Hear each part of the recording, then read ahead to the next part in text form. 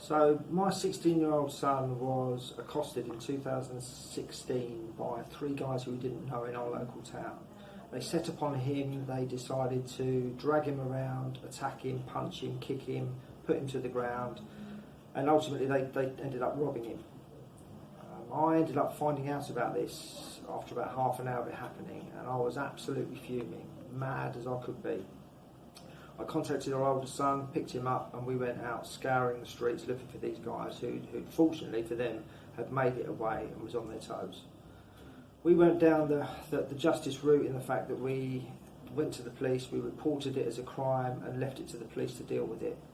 And ultimately they ended up catching one of the guys through social media and putting his picture in the paper. He was brought to justice at a court that we went to go and attend, and the court served the justice as they saw. The justice as we saw wasn't quite served fully, and fortunately I was contacted by the youth offending team who offered me restorative justice, which is something that I'd heard of and something that I took on board and wanted to do.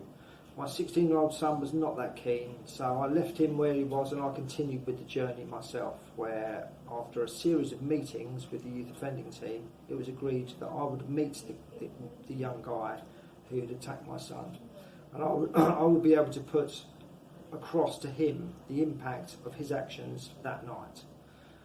The 40-minute meeting that we had about 18 months after the event, from my perspective, went very well.